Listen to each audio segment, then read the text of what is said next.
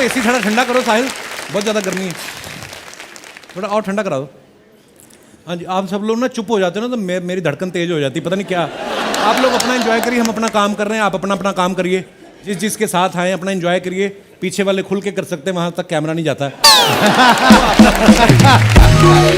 सोनम, हमें किसी ने बताया कि आप पहले इंस्टाग्राम पे थी नहीं, वो दिलजीत पाजी ने आपको बोला कि इंस्टाग्राम पे आओ। नहीं, मैं थी पर मैं बहुत ज़्यादा पोस्ट नहीं करती थी। अच्छा जी। तो उन्होंने मुझे बोला कि इसके बहुत फ़ायदे भी हैं, हम अपनी बेस्ट खुद ही पीआर कर सकते हैं, and you know how good he is on social media. और आप you can make money also ना ऑन सोशल मीडिया। हैं? अच्छा, तभी आप लगी रहती हो इंस्टाग्राम पे सारा दिन? यहाँ पर तो तू किसी और को कुछ लेने देता नहीं, इसलिए हमें इंस्टाग्राम पर जाना पड़ता है। हाँ, यहाँ पे कुछ नहीं मिलता है हमें, बंगले बन गए मड आइलैंड में आपके। अच्छा, ये एक बात क्लैरिफाई कर दूं मैं आज। तो बंगला लिया था मैंने 20 साल पहले, तो मैंने ये शो ज्वाइन किया 3 साल पहले। हाँ, तो वो तब किस्तें तो अभी चल रही है ना।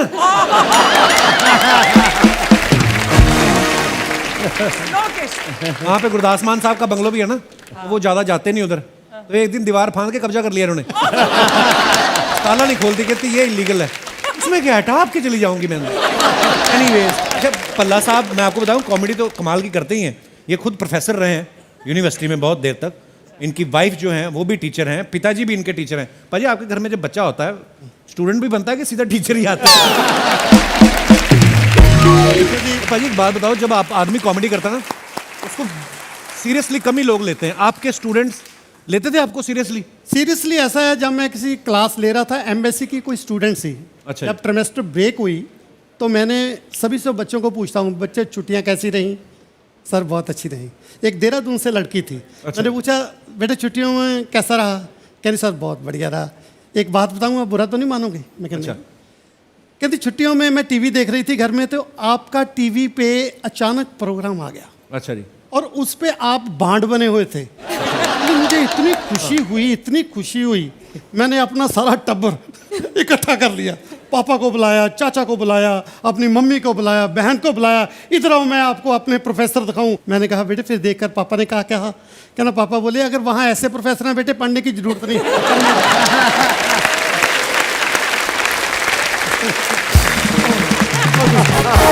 किपी पाजी का एक फेमस गाना है कॉकटेल फिल्म का, आप सबने सुना है, अंग्रेजी बीट पे।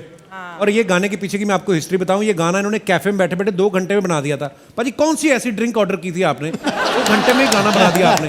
इज इट ट्रू पाजी? बिल्कुल, बना भी बहुत जल्दी। और मैं जेन्युइनली बताऊं कि कई बार गानों पे बहुत एफर्ट करते हैं, बहुत मेहनत करते हैं। ये गाना मैंने जेन्युइनली कभी डब भी नहीं किया। अच्छा। तो ये डम्मी था, मतलब वहाँ पे एक छोटा सा किसी के घर पे ही एक माइक सा रखा हुआ था। तो हनी वैंकूवर में था मेरे साथ, तो हनी कहता है कि पाजी ये बीट बहुत अच्छी है। तो मैंने एक राइटर को, इससे वीत बलजीत हमारे पंजाब के फेमस राइटर हैं, को बोला कि इस बीट पे कुछ लिख दो। तो उसने यही लिख दिया, मरजानी पौंदी भंगड़ा अंग्रेजी बीट थे। क्या बात है, बहुत बहुत बढ़िया, खूबसूरत गाना हो जाए फिर हमारे दर्शकों के लिए।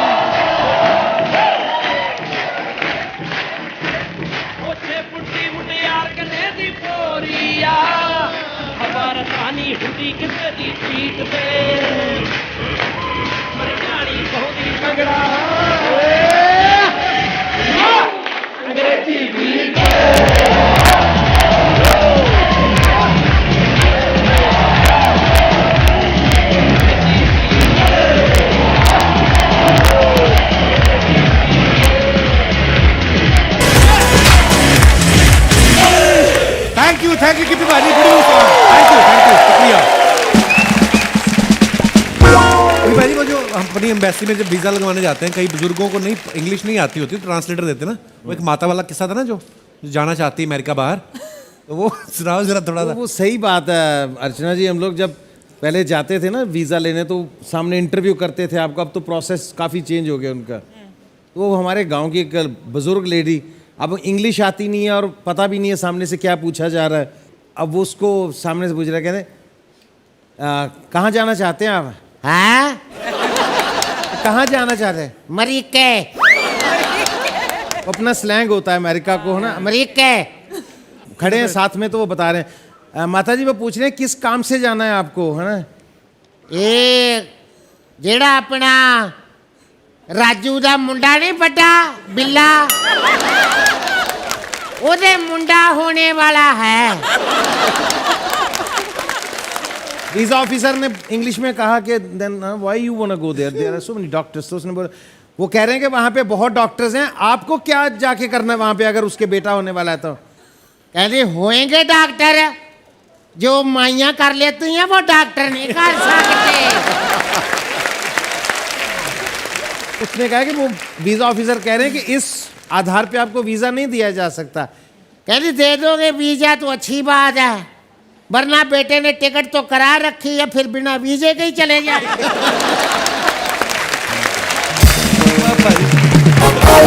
अच्छा, बीनू पाजी ने बहुत अच्छे भंगड़ा डांसर है एक्चुअली, उसके बाद ही एक्टिंग में आए। तो लोगों ने पाजी आपकी एक्टिंग देखी थी या भंगड़ा देख के बोला था कि नहीं आप एक्टिंग में जाओ? ਭੰਗੜਾ ਦੇਖ ਕੇ ਬੋਲਿਆ ਸੀ ਕਹਿੰਦੇ ਇੱਧਰ आ जाओ। कोई सीरियल सूरियल बनते नहीं थे पाजी, कुछ होता ही नहीं था। तो ऐसा था, सब लोग जब हम लोगों ने MA थिएटर एंड टेलीविज़न की तो सब लोग बोले कि वहाँ चलो, मुंबई मक्का मदीना है हमारे लिए, सब वहाँ जाओ जी। मुझे लगा वहाँ जाके क्या करेंगे, क्योंकि जान पहचान तो है नहीं है। तो आहिस्ता आहिस्ता वहाँ पे सीरियल वगैरह चलने लगे पाजी, थोड़ा थोड़ा सीरियल वगैरह चलने लगे। उसके बाद जैसे मैं बताता हूँ, पहली बार मुझे एक दिन के पूरे 750 रुपये मिले थे पाजी। हैं? 750 रुपया किस चीज़ के? सीरियल के। अच्छा जी, कौन से साल की बात है? पाजी 99। काफ़ी थी पेमेंट यार। हाँ जी, पर वो महीने में 2-3 दिन होते थे पाजी। हमारा जो हीरो था ना उसमें पाजी, तो सामने तो पहली बार सुना था कि आपके साथ एग्रीमेंट होगा, कॉन्ट्रैक्ट होगा। तो हम लोग हैरान थे कि मुंबई के लोग तो सुने थे कि ऐसा करते हैं।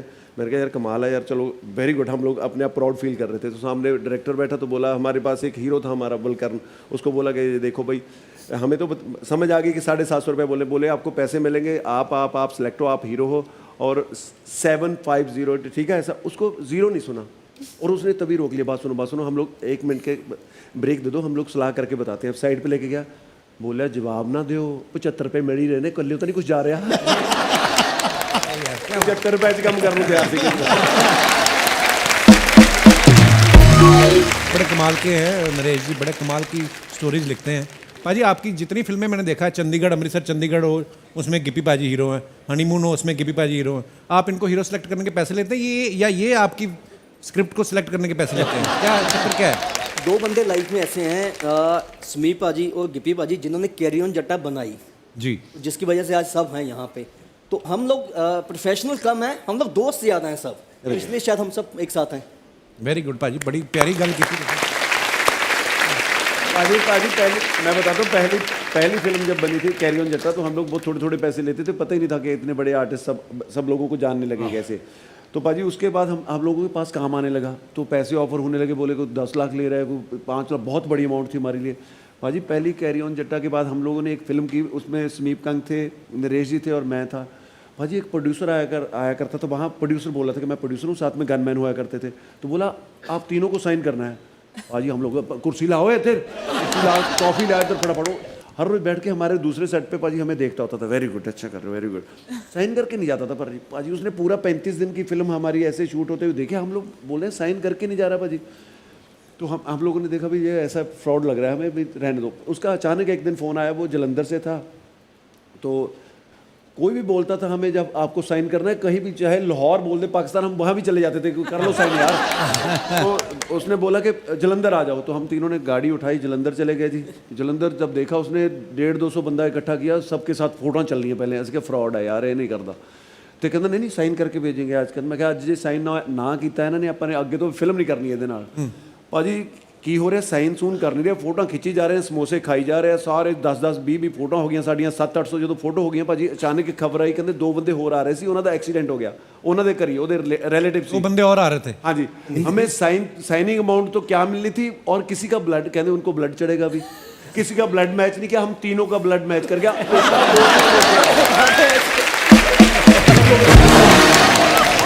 सबसे बड़ी बात तो भी अभी तो चलो फिल्मों की वजह से लोगों को पता चल गया कि ये बंदा पंजाबी है।